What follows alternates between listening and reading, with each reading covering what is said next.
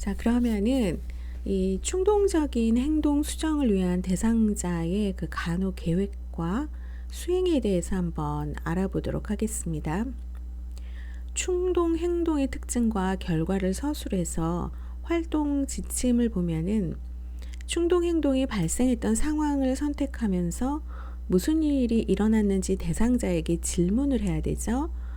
그 다음에 발작 전후 사건의 서술을 포함해서 충동 행동에 대한 일지를 쓰도록 해야 합니다. 기대되는 결과는 대상자는 충동적인 행동을 확인하고 설명할 것이고, 두 번째, 대인관계 불안의 행동 특성 및 불안과 관련된 충동 행동을 서술하고 대상자와 함께 일지를 검토해야 합니다. 그래서 이 일지를 쓰도록 하는 것은 자기 자신에 대해서 어떤 인지를 향상시키는 것이에요. 내가 어떤 일을 했는지 대상자에게 어떤 벤틀레이션을 시키는 거죠. 충동 행동과 관련된 대인관계 불안을 확인하도록 대상자를 돕고, 대상자는 충동적인 행동과 대인관계에서 불안한 감정을 연결시키는 것이 기대되는 결과가 되겠습니다.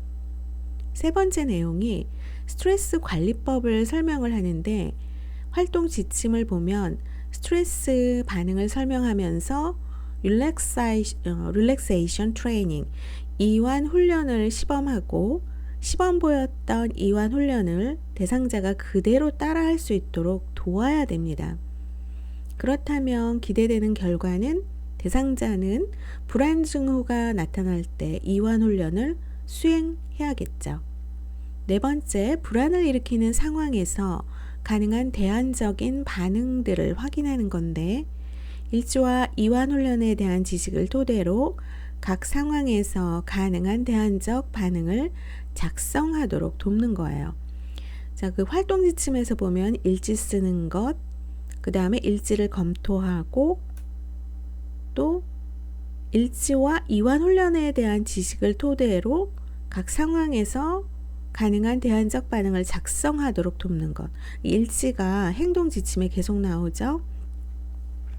그렇다면은 기대되는 결과에서는 대상자는 불안을 일으키는 각 상황에 최소한 2개의 대안적 반응을 확인하는 것이고, 다섯 번째 내용에서 불안을 일으키는 상황에서 가능한 대안적 반응 방법을 연습해야 합니다. 그 활동 지침에 보면 확인된 대안적 행동을 역할 연습하고, 충동적 행동과 대안 행동에 관련된 감정을 토의하면서 기대되는 결과는 대상자는 행동과 감정을 설명하고, 또한 불안 감소 행동을 선택하고 수행하는 것이 기대되는 결과에 해당되겠습니다.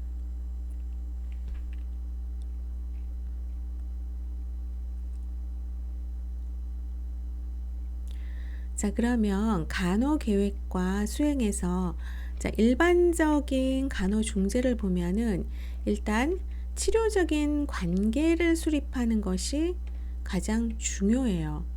치료적인 환경을 제공하면서 치료적인 관계를 수립하는 거죠. 대상자와 올바른 상호작용을 하기 위해서 규칙적으로 접촉하고 심리적으로 가까이 하며 간호사가 먼저 관심을 표현해야 합니다. 정신간호학에서 시험 문제가 가장 많이 나오는 것은 이제 간호중재예요. 그렇다면 간호사와 대상자와의 관계가 어떻게 해야 하는지 테라퓨틱 릴레이션십을 수립을 하는 거고, 대상자를 이해하려고 노력하면서 공감적이어야 하고, 간호사 대상자 관계가 건전하다면 대상자는 인간관계에서 만족을 얻는 방법을 학습을 하는 거죠. 그리고 그것이 나가서 사회로 복귀돼서 일반인들과의 관계가 다시 건전하게 된다는 것이죠. 대상자는 위협받는 느낌을 받아서 타인을 공격하거나 타인에 대해서 불평할 수 있어요. 그렇기 때문에 간호사는 대상자가 불평하는 상황에 대해서 이해를 해야 합니다. 타인을 조종하는 행동을 하는 대상자에게는 confrontation, 직면을 사용할 수가 있어요. 간호사는 대상자의 문제 행동을 중립적이고 사무적인 태도로 설명하고 현재 문제에 초점을 두도록 하기 위해서 confrontation, 직면의 방법을 사용을 해야 됩니다. 그 다음 일반적 간호중재 두 번째가 자해로부터 보호죠. 고의로 자기 파괴 혹은 자해 행동을 보이는 경계성 성격장애 대상자를 간호하기는 어렵습니다. 그렇기 때문에 지속적인 옵저베이션이 필요하고 이런 대상자에게는 해결되지 않은 강한 의존 욕구가 있기 때문에 간호사는 서서히 관심을 줄여 나가야 해요. 대상자가 충동을 조절하기 어려워하면 관찰 빈도를 증가시키면서 이런 옵저베이션 프리퀀시를 줄일 때에는 계획 수립 과정에 대상자를 참여시키도록 해야 됩니다. 그래서 이때 관찰에 필요한 일관성 있는 시간 계획을 세울 필요가 있고요. 세 번째가 치료적 환경을 제공해야 합니다. 주간 치료나 부분 입원 프로그램은 대상자에게 최적 수준의 제한을 하고 퇴행하려는 의존과 행동화를 줄여주기 때문에 이 치료나 이제 입원 프로그램, 그것도 이제 부분 입원 프로그램이 도움이 될 수가 있고요. 부적응적인 사회 반응은 변화시키기 어렵고 또 변화를 위해서 굉장히 장기간 시간이 필요해요. 그래서 때때로 부분 입원이 아니라 입원이 필요할 수도 있습니다. 입원이나 외래 혹은 가정에서 제공하는 프로그램에는 대상자 스스로 자신의 행동을 살펴볼 수 있는 기회를 갖도록 하는 내용이 포함되어야 하겠죠.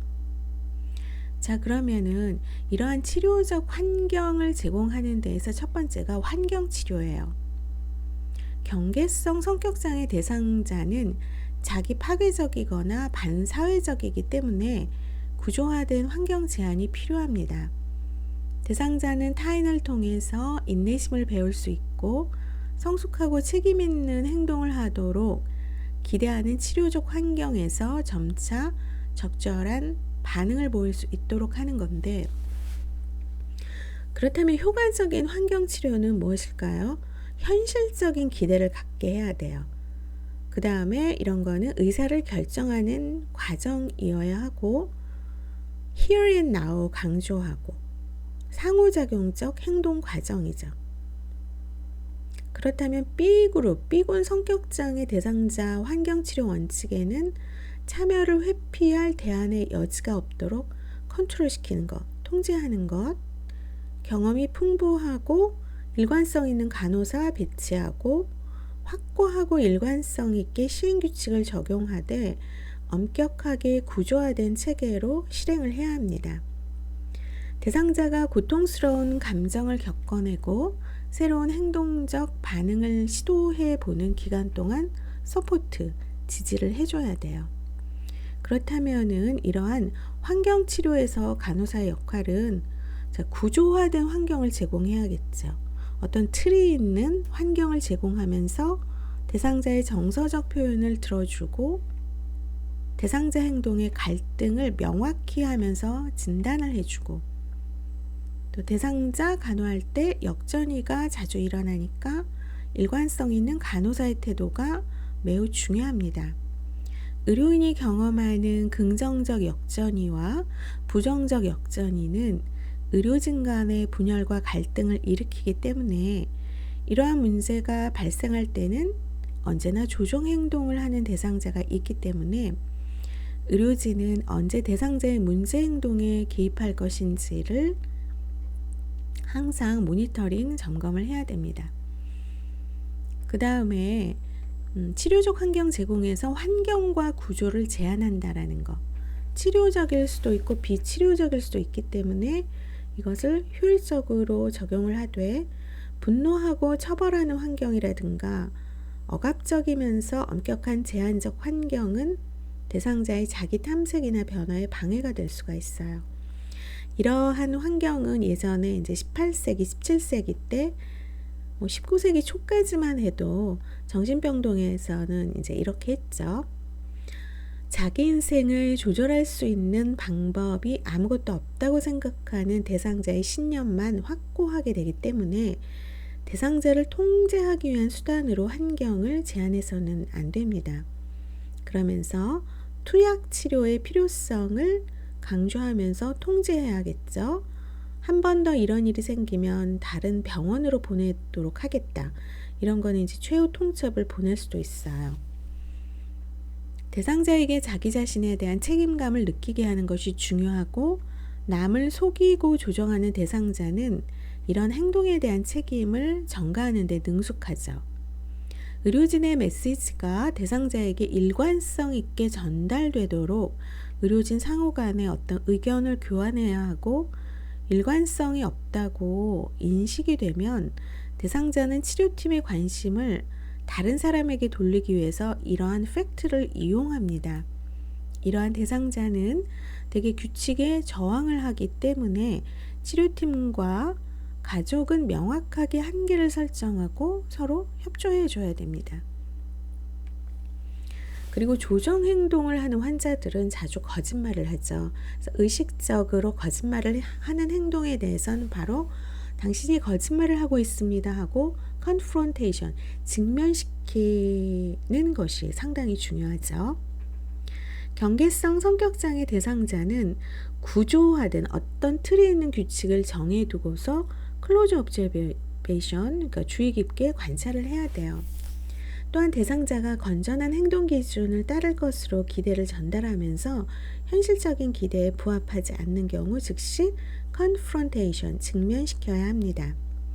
충동 조절 능력이 없는 대상자에게는 충동 행동에 대해서 생각해 보도록 지시를 하고, 필요한 경우 억제대를 사용할 수 있지만 이 억제대 사용하는 것은 굉장히 이거는 좀 어떤 그 제한을 많이 좀 시키죠. 그러한 여러 가지 방침에 따라서 억제대를 사용하기 때문에 우울한 감정을 유발할 수 있기 때문에 또 주의를 해야 됩니다.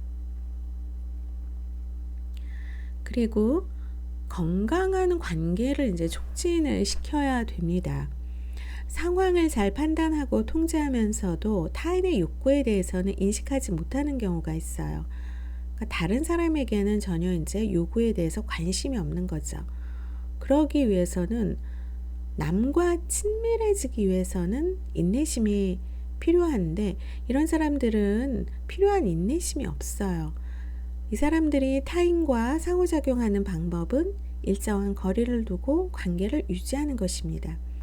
이런 대상자는 호감이 가서 친근해지기 쉽지만 타인이 감정적인 친근함을 표시하면서 그 사람을 멀리하고 그 사람이 아닌 다른 사람에게 정서적 친밀감을 나타내어서 친근감을 표시했던 사람이 위축되거나 좌절하게 되어서 결과적으로 친밀한 관계를 맺지 못하게 됩니다.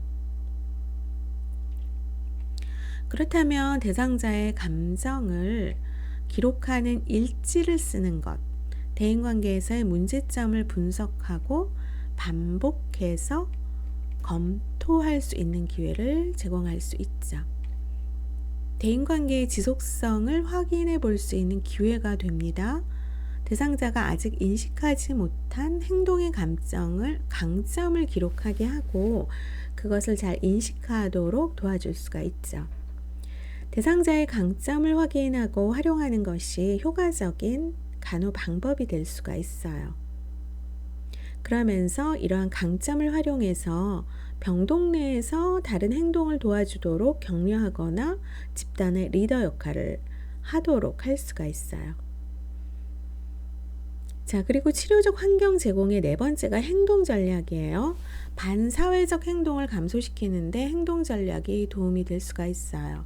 만족감을 지연시키는 인내심이 없고 이러한 대상자는 정서적인 보상보다는 물질적인 보상을 원합니다. 그래서 행동 수정 프로그램에서 사용되는 강화책은 구체적이면서 손쉽게 이용할 수 있는 것. 그러니까 예를 들어서 매점에 다녀오는 것과 같은 특권이나 외출이나 기호식품을 허용하는 것이 될 수가 있죠. 이러한 이제 행동계약의 이제 장점이 여러 가지가 있다고 얘기했어요. 대상자의 능동적인 협조, 필요성을 강조하고 퇴행 가능성 줄이고 의료진의 역전의 감정과 분리를 빠른 시간 내에 파악을 할 수가 있습니다. 그 다음 두 번째가 이제 약물 관리와 기타 치료예요. 간호계획과 수행에서 약물 치료는 대상자 증상 완화에 초점을 두고 약물이 자신을 안정시키지 않는다고 생각할 때 약물 복용을 꺼려하게 되죠. 그래서 성격장애의 약물 치료는 인지기능 유지하고 정서를 조절해 주고요. 지지하는 데 도움을 줍니다. 우리가 정신과 약을 먹는 거에 대해서 사람들에게 많은 교육을 시켜줘야 돼요. 정신과의 약물이 나온 것은 이제 2차 혁명이라고 할 수가 있고 정신간호 역사에서 그리고 이 약물이라고 하는 것은 신이 주신 선물이거든요. 그래서 향정약물은 초조나 분노, 단기 정신증의 문제를 조절하는데 상당히 유용하죠. 리튬과 같은 기분 안정제와 벤조디아제핀 계통의 약물들이 어떤 공격성을 치료하기 위해서 주로 사용을 할 수가 있습니다. 또한 대상자에 따라서 정신치료가 도움이 될 수가 있어요. 개인 정신치료와 집단 정신치료의 목표는 일단 신뢰감 형성, 기본적인 일상생활 기술을 습득하고 지지를 제공하고 스트레스 증상 감소 및 상호 인간관계의 증진에 초점을 둡니다. 인지행동 치료가 성격 장애 대상자에게 유용하게 쓰임을 받는데 부정적인 생각을 중단하고 긍정적인 자기대화 등의 인지행동 훈련 기법은 대상자가 자기 자신과 타인에 대해 생각하는 방식을 바꾸는데 이용될 수가 있죠. 집단 상담에서는 감정 조절과 규제, 효과적인 대인 관계 및 고통에 대한 인내심 부족에 치료적 초점을 맞추게 됩니다. 그 다음 세 번째가 간호계획 중에서 대상자 가족이에요. 대상자 및 가족 교육인데 이러한 대상자 교육은 대상자가 경험하고 있는 정신과적 문제를 이해하도록 돕고 증상의 재발을 예방하는 방법에 초점을 두어야 합니다. 교육은 집단이나 개인 단위로 시행될 수가 있고 친밀한 관계는 대상자의 부적응적 사회 반응에 영향을 미치기 때문에 의미 있는 사람이 간호계획에 포함되어야 하겠죠. 가족과 간호사 간의 갈등을 만들어서 자신으로부터 관심을 돌리려는 조종 행동을 보이는 대상자 간호의 의미가 있습니다. 대상자는 가족에게는 간호사에 대한 불평을 하는 동시에 간호사에게는 가족의 부당한 대우에 대해서 불평을 해요. 이렇게 되면 간호사와 가족은 어떤 컨플릭트, 갈등에 휩싸이게 되죠. 그러면 그들의 관심은 대상자에게서 다른 곳으로 돌려지면서 대상자는 자기 점검, 셀프 이그제미네이션을 해야 하는 불편함에서 벗어나게 되죠. 이런 성격장애 대상자들은 참 머리가 좋아요. 그래서 간호사가 이럴 경우 사건의 진상을 파악하고 난 후에는 대상자가 미워져요. 어떤 분노가 일어날 수가 있죠. 간호사도 사람이기 때문에 내가 환자에게 조종당했구나 라고 생각을 할 수가 있어요. 그래서 이런 조종 행동을 하는 대상자가 입원하는 경우에는 이러한 상황이 빈번하게 발생할 수가 있습니다. 대상자가 가정으로 돌아가더라도 역시 가족을 사물처럼 간주할 수 있기 때문에 간호과정에 가족이 참여하는 것은 대상자와 가족 모두에게 긍정적인 변화를 증진하기 위해서 필수적입니다. 퇴원에 앞서 간호사는 대상자에게 가족에게 팔로업, 추후 관리의 필요성, 또 위급한 처치를 요구하는 증상 및 약물에 대한 교육을 제공을 해야 됩니다. 네 번째 간호과정에서 이제 평가를 해야겠죠. 간호평가. 대상자와의 관계 형성은 간호의 핵심이에요. 그래서 간호사가 지닌 관계 형성 능력에 대한 평가가 중요하고 이 평가는 두 가지 차원에서 이루어져야 합니다.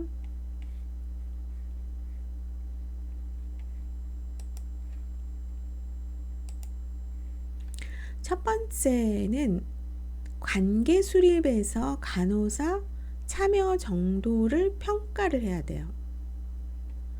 특히 간호사가 직접적으로 대상자와의 상호작용을 검토해보는 자기 탐색이 필요하고, 이 과정에서 자신이 알지 못했던 감정이 나타날 수가 있고, 대상자와 연관된 감정이 좀 더 명확해질 수가 있어요. 하지만 자가평가가 왜곡될 수 있기 때문에 경험이 풍부한 간호사의 슈퍼비전, 감독이 있다면 불명확한 관계 규명에 도움이 되죠. 그러니까 객관적으로 간호사의 어떤 간호 수행과 계획을 돌아볼 수 있다는 거예요. 체계적인 슈퍼비전, 감독은 대상자의 관계 역동을 규명하는데 매우 유익하면서 변화하지 않으려는 대상자의 저항을 다루는데도 유용합니다. 경험이 많은 간호사도 대상자와의 관계에서 간호사 개인의 개입 정도를 스스로 평가해 보는 것은 쉽지가 않죠. 그래서 감독은 계속적으로 필요하죠. 평가의 두 번째 수준은 변화시키려는 대상자의 행동이나 행동 변화를 평가하는 것입니다. 대상자는 치료 관계에 대해서 비언어적으로 반응하기도 해요. 예를 들어서 대상자가 계획된 일정에 맞게 간호사를 만난다면 관계에 대한 신뢰감과 참여 의지가 있음을 뜻하는데, 이때 이제 눈맞춤 하는 것은 편한 관계일 때 좀 더 자주 일어나거든요. 내가 좀 숨기고 싶고 좀 피하고 싶은 사람은 인간과의 관계에서 눈 맞추는 걸 싫어해요. 그래서 의사결정이 많아지고 주도하는 역할이 늘어나게 되면 자존감과 자기 확신이 증가했다는 뜻일 수 있기 때문에, 이러한 행동은 다른 치료 팀원도 관찰하거나 기록하거나 확인할 수 있기 때문에 유용한 평가 기준이 될 수가 있습니다. 간호평가의 과정에서 대상자의 의미 있는 타인도 기여할 수가 있죠. 이들은 문제 행동이 발생하기 이전부터 대상자를 알아왔기 때문에 대상자의 행동 규범에 대한 정보 제공자가 될 수가 있습니다. 특히 대상자가 일상생활에서 보이는 변화의 내용을 지속적으로 제공해 줄 수가 있고, 어떤 대상자는 병원보다 일상생활 환경에서 행동 변화를 어려워합니다. 이때는 가족을 평가에 포함시키면서 가족이 대상자에게 합리적으로 기대하는 것과 대상자가 학습하기를 바라는 행동이 무엇인지 대상자에게 알려주도록 해야 합니다. 그래서 우리 교재에 보면은 사례가 있어요. 자, 사례를 한번 보십시오. 25세의 이 땡땡은 부모와 떨어져 타 지역에서 직장을 다니고 있는데 5년 전부터 불안정한 기분을 느끼고 주변 사람과도 자주 다투면서 과소비를 하는 충동적인 모습을 보이고 있어요. 직장에서 몇 개월 전 상사와 갈등을 겪은 후 손목을 긋는 등의 자살 시도를 몇 차례 해서 경계성 성격장애 진단을 받고 입원 치료를 받았고, 현재는 외래 치료 중이지만 약을 불규칙적으로 복용하고 있다라는 거죠. 그러니까 컴플라이언스를 하고 있다는 거예요. 그래서 최근에는 같이 살던 아는 언니가 결혼 준비로 외박이 잦고 늦게 들어오는 일이 많아지자 이제 나한테는 아무도 관심이 없고 가족도 다 필요 없고 같이 사는 언니마저 나를 이제 버렸다면서 불안정한 모습을 보이고 있죠. 일주일 전 언니와 크게 다투고 집에 있는 약을 한꺼번에 먹은 후 자신의 손목을 긋게 되어서 다시 정신과 병동에 입원했어요. 입원 후 담당 주치의가 원하는 시간에 상담을 안 해준다면서 플라스틱 물컵을 깨트려서 그 조각으로 손목 긋는 행동을 보였고, 간호사에게 손목의 상처를 아무렇지 않게 보여주고 있는 상태입니다. 그렇다면 이 환자의 간호 진단은 불안정한 인간관계와 관련된 자해의 위험이죠. 관련 요인, 불안정한 인간관계, 욕구의 불만이에요. 그러면서 불안정한 기분 변화가 관련 요인과 위험 요인이고, 사정자료는 불안정한 기분, 주변 사람과의 갈등, 자해 행동입니다.